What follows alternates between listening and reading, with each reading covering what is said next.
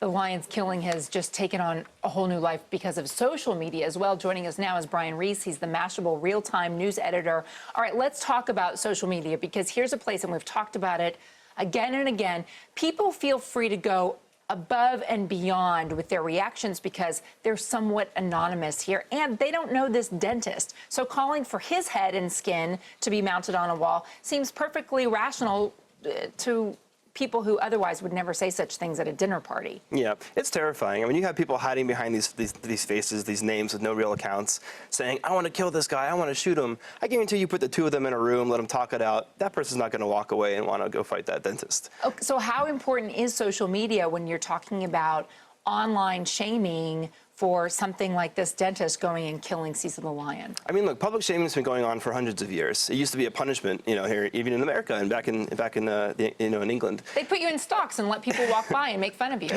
Exactly. But what's different now is you have one stream where everyone's talking, one massive public call. When you have that many people, the voices are much louder, the extremists are much louder, and so you hear these terrifying calls for taking a man's life, which is ridiculous. It's not the first time big trophy hunters have been targeted. Famously, Ricky Gervais, the comedian, saw a picture of a woman who was lying next to a giraffe that she had shot and killed in Africa. And he said, you know, how could you do this to this majestic beast and lie there smiling? And the same thing she said, here's the picture.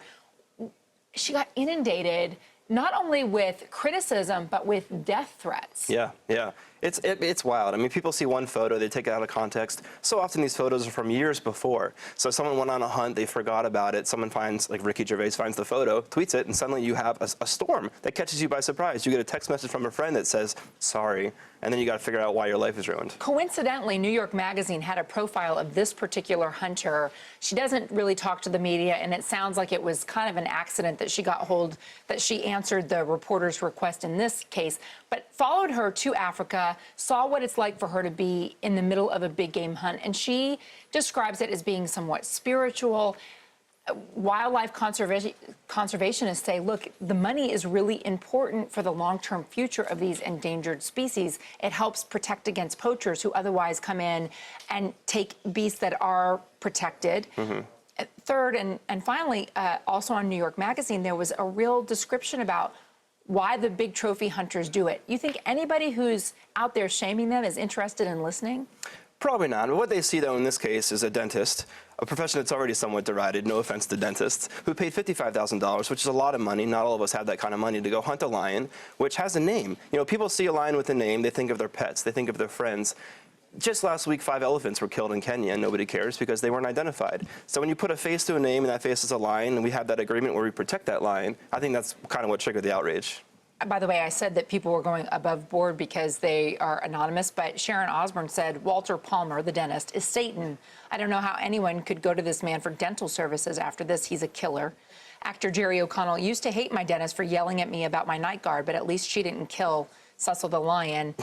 You know, it is incredible. We saw the video just a week or two ago about this diner owner who was screaming at a toddler in her restaurant, and again, social media let loose on her, and she felt forced to defend herself. There is power in a massive impact of people on Facebook and tweeting, sharing the stories. Yeah, I mean, so often you think this was a young mother. She was yelled at by a diner owner. She felt slighted. She goes back, she tells the story. Suddenly you have 100,000, 200,000 people holding hands, all shaming that dining owner. It's power in numbers. Do you think that it changes behavior in the end? Like when we see that Walter Palmer shamed like this, and now Zimbabwe wants his extradition.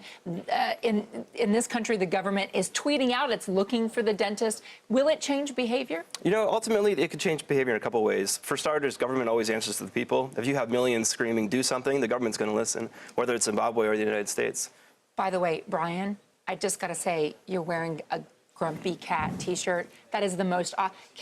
Is there a way for you guys to get a shot of this T-shirt? This is the best T-shirt ever for television. I figured if I was going on TV to talk about a big cat, might as well honor the internet's favorite cat.